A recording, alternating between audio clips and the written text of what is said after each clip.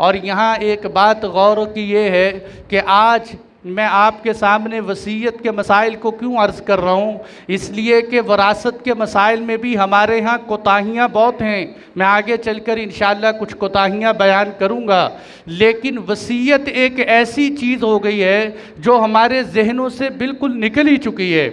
या तो इसकी वजह यह है कि वसीयत की अहमियत हमारे सामने नहीं, या इसकी वजह यह है कि लोग वसीयत इसलिए नहीं करते, वो कहते अभी मेरा मरने का कोई इरादा ही नहीं है, मैं क्यों वसीयत करूं, मेरा तो अभी मैं सेहतमंद हूँ, ठीक ठाक हूँ, तंदुरुस्त हूँ, जब मैं बीमार हो जाऊँगा, मौत के आसार मेरे ऊपर नज़र आएंगे, मैं उस वक़्त वसीयत कर जाऊँगा।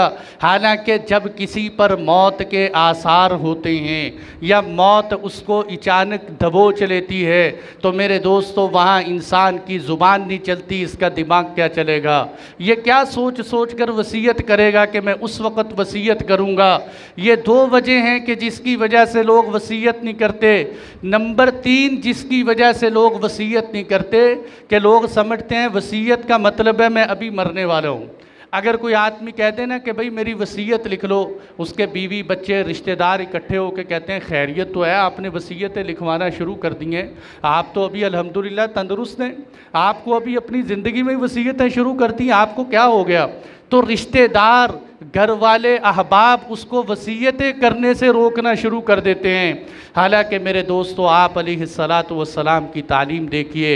हज़रत अब्दुल्ला बिन उमर रज़ियल्लाहु अन्हुमा की रिवायत है, फरमाते हैं कि आप अलैहिस्सलातु वस्सलाम ने इरशाद फरमाया कि जिस शख्स के ऊपर ऐसी चीज़ उसके पास हो कि उसको वसीयत करनी चाहिए, उसको 2 रातें भी इस हाल में नहीं गुजारनी चाहिए कि वो वसीयत न करे।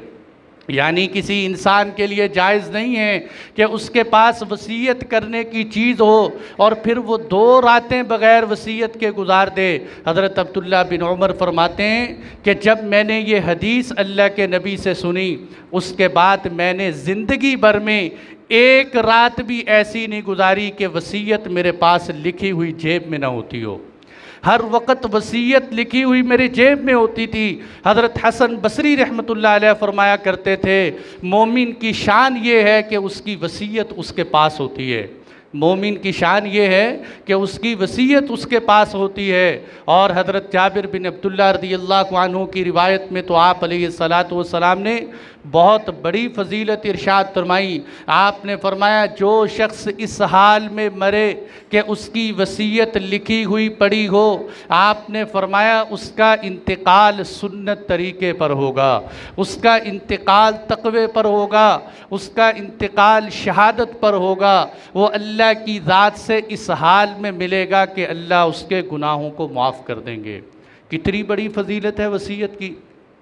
और ज़ाहिर सी बात है, जो इंसान वसीयत लिख कर रखेगा, इसका मतलब मौत को उसने सामने रखा हुआ है और वो मौत की तैयारी कर ही रहा है। जैसे किसी से, एक बुज़ुर्ग से किसी ने कहा कि हज़रत अगर आपको बता दिया जाए कि कल आप दुनिया से चले जाएंगे तो आप क्या करेंगे। आपको बता दिया जाए कि आज आपकी ज़िंदगी का लास्ट डे है, इसके बाद आप दुनिया से मुंतकिल हो जाएंगे, तो आप क्या करेंगे। उन्होंने कहा मैं कुछ भी नहीं करूँ। उन्होंने कहा आप क्यों नहीं कुछ भी नहीं करेंगे। कहते इसलिए कि मैं अपनी ज़िंदगी का हर दिन ये समझकर गुजारता हूँ कि ये मेरी ज़िंदगी का आखिरी दिन है।